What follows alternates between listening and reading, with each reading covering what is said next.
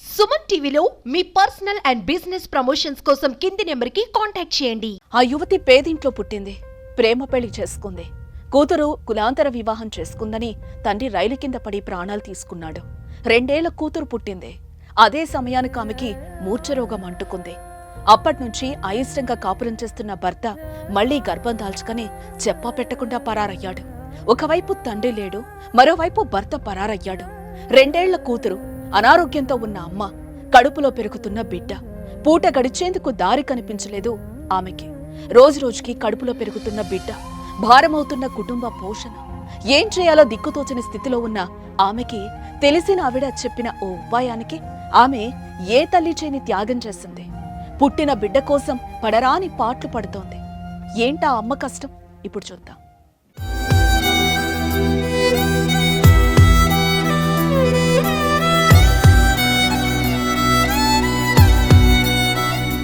తెలంగాణ రాష్ట్రం ఖమ్మం జిల్లా రూరల్ మండలం రామన్నపేట గ్రామంలో పుట్ట లక్ష్మయ్య, మోహిని దంపతులకు దుర్గాభవాని ఏకైక కూతురు.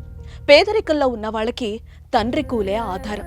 అయితే ఉన్నంతలో భార్య పిల్లలను బాగానే చూసుకుంటున్న ఆ తండ్రికి కూతురు దుర్గాభవాని తీరని వేదన మిగిల్చింది. ఆవారాగా తిరిగే సాయి అనే ఆటో డ్రైవర్ను ప్రేమించి పెళ్లి చేసుకుంది. సమాజంలో గౌరవంగా బతుకుతున్న ఆ తండ్రి కూతురు కులాంతర వివాహాన్ని జీర్ణించుకోలేకపోయాడు. అవమానం అనుకున్నాడు, ఆత్మహత్య చేసుకున్నాడు. తండ్రి చనిపోయిన తర్వాత కాపురం తల్లి ఇంట్లోనే పెట్టిన దుర్గాభవానికి కూతురు పుట్టింది. ఆ సమయంలో ఆమెకి మూర్ఛవ్యాధొచ్చింది. ఇది గమనించిన భర్త సాయి భార్యను ఓదార్చేది పోయి రోగిష్టిలా చూడటం స్టార్ట్ చేశాడు. ఈలోగా మరోసారి గర్భం దాల్చింది దుర్గాభవాని. ఆ విషయం తెలుసుకున్న భర్త సాయి ఆస్పత్రి ఖర్చులు భరించలేనని భయపడ్డాడు. ఇంట్లో చెప్పా పెట్టకుండా పరారయ్యాడు.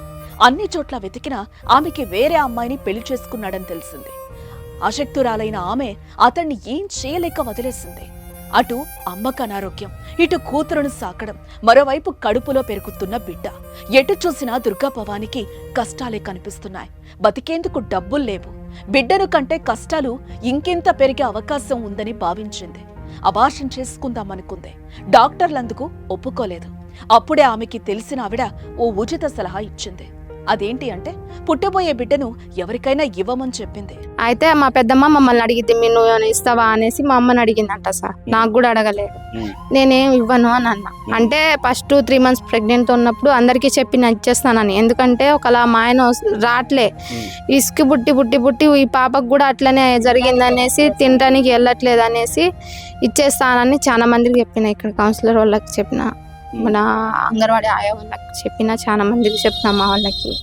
తర్వాత మన మధ్యలో నాకు ఇక 8 months తర్వాత 9 months తగలంగానే మొగడైనా ఆడవాళ్ళైనా పుట్టినాక ఇక నేనే చదువుకుంటా ఎట్లయినా మన సొంతం. ఇప్పుడు మా పెద్దమ్మ కొడుక్కి పిల్లలు లేరు సార్, పెళ్ళయింది. ఇక నేనే కొన్ని రోజులు సాదుకొని వాళ్ళ దగ్గర ఇప్పుడు పాప అంత ఉన్నప్పుడైనా ఇస్తే వాళ్ళే సాదుకొని వాళ్ళకి పిల్లగాలు పడతారని నేను అట్లా అనుకున్నా. ఎంతో ఆలోచించిన దుర్గాభవాని బిడ్డ భవిష్యత్తు బాగుండాలంటే అదే సరైన నిర్ణయం అని అనుకుంది. బిడ్డనిచ్చేందుకు ఒప్పుకుంది. ఆ సలహా ఇచ్చిన మహిళే బిడ్డను పెంచుకునే వాళ్ళని చూపించింది. దుర్గాభవానికి కల్పించింది. ఇద్దరూ మాట్లాడుకున్నారు. పుట్టగానే పొత్తిళ్లలోనే బిడ్డనివ్వాలని కండిషన్ పెట్టుకున్నారు. అప్పటి వరకు ఆస్పత్రి ఖర్చులు, తర్వాతి ఖర్చులు ఇచ్చేలా అగ్రిమెంట్ కూడా రాసుకున్నారు. అంతా అనుకున్నది అనుకున్నట్టుగానే జరిగింది. మార్చిలో కూడా కాదు సార్ నా డెలివరీ.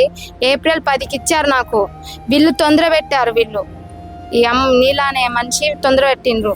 ఆపరేషన్ చేయండి కుక్కే ఫిట్స్ వస్తే లోపల బేబీ ఏమైనా అవుతుంది అనేసి తొందర పెట్టారు. కానీ ఏం కాదని డాక్టర్లు చెప్పినా తొందర పెట్టింది ఆమె. నాకు మార్చిలోనే April 10వ తారీఖు డెలివరీ డేట్ ఉంది. స్కానింగ్ రిపోర్ట్లో 3-4 సార్లు చేపించినా కూడా అదే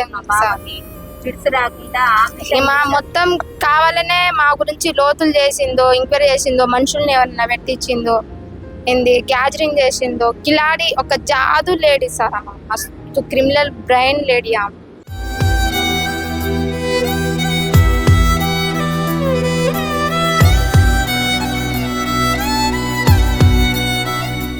గత మార్చి నెలాఖరులో దుర్గాభవాని ఖమ్మం ప్రభుత్వ ఆసుపత్రిలో మగబిడ్డకు జన్మనిచ్చింది. మాట ప్రకారం బొడ్డుతాడు ఆరకముందే ఆ పసిగుడ్డను మరే అమ్మకానికి అమ్మ చేతిలో పెట్టింది. ఆరోగ్యం కుదుటపడిన తర్వాత ఆసుపత్రి నుంచి డిశ్చార్జ్ అయింది. ఇంటికైతే వెళ్ళింది. కానీ కన్న ప్రేమ పేగు బంధాన్ని మరవలేకపోయింది. పదే పదే కొడుకును తలుచుకుంటూ కుమిలిపోయింది. అలా నెల రోజులు గడిచింది. కొడుకుపై ప్రేమ రోజురోజుకి పెరిగిపోసాగింది. మగదిక్కులేని తమ కుటుంబానికి కొడుకే వారసుడు అనుకుంది. తన కొడుకు తనకు కావాలని ఫిక్స్ అయింది. అంటే మా బాబు నాకు కావాలి సార్, నా కొడుకు నాకు కావాలి. నేను ఇంకేం ఆశపడట్లేదు.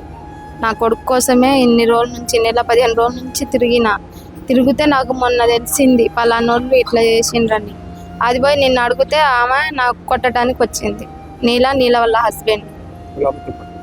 అంతే సార్, నా కొడుకు నాకు కావాలి. అందుకోసం బిడ్డను వేరే వారికి ఇచ్చేందుకు సలహా ఇచ్చిన మహిళ ఇంటికెళ్ళింది. తన బిడ్డను తనకిప్పించాలని కోరింది.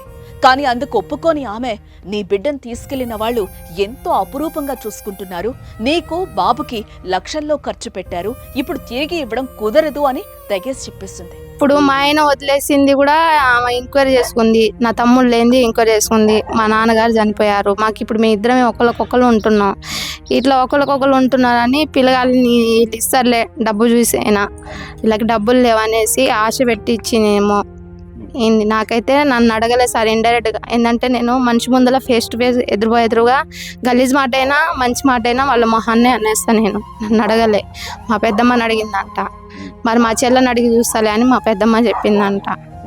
మరి నేను ఇక వచ్చింది తర్వాత మళ్ళీ లాస్ట్ మూమెంట్లో వచ్చింది సార్, అంటే డిశ్చార్జ్ అయ్యే మూమెంట్లో వచ్చింది. ఈ వాళ్ళ తరపున దాదాపుగా 3-4 మగోళ్ళు, 4 ఆడోళ్ళు ఉన్నారు. మేమే 3 లేడీస్. ఈమె, నేను, మా పెద్దమ్మ, మా ఎవరు లేరు సార్. ఇక దీంతో ఏం చేయాలో దిక్కుతోచని స్థితిలో ఉంది ఆ పేగుబంధం మరవలేని ఆ అమ్మ. ఏదేమైనా పేదరికం ఓ అమ్మను, బిడ్డను పొత్తి కడుపులో నుంచే వేరు చేసింది. చూద్దాం, ఆ బిడ్డ కన్నతల్లి వద్దకు చేరుతాడో, పెంచుతున్న తల్లి దగ్గరే ఉంటాడు.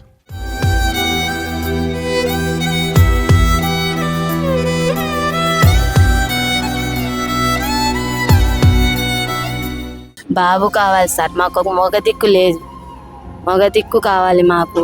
నానేవాడు నాకు ఒక వారసుడు కావాలి. ఏంది మమ్మల్ని ఇంత హేర్ చేసి ఆమె తీసుకుపోవటం కారణం ఏంది? మా అక్క మరి నీలో ఎవరో తెలియదు సార్. మాకు మాత్రం మా బాబు కావాలి. తెలియక చేశారు సార్ మాకు. అది మా ఇద్దరికి బాబుని ముట్టుకొనియకుండా మరి కంపౌండర్లకు డబ్బులు ఇచ్చిందో, డాక్టర్లకు డబ్బులు ఇచ్చిందో మాకు ఇవన్నీ తెలియదు సార్. ఏంది దూరం ఉండండి అమ్మా అని మమ్మల్ని డాక్టర్లును కంపౌండర్లు నీలా అని దూరం పెట్టారు. పాపని ఎత్తుకొని ఆ పక్కన పోయి పడుకొని ఛాన్స్ కూడా ఇవ్వలేదు సార్. నాకు బాబు ఏడుస్తుంటే పాలు ఇప్పిద్దామన్నా కూడా పాలు తాపేయకూడదు అని అన్నారు. మాకు బాబు కావాలి సార్. మేము సాదుకుంటాం. నేను గుళ్ళ ముందల కూర్చొని అయినా సరే అడుక్కొచ్చుకొని నా పిల్లల్ని నేను సాదుకుంటాను సార్.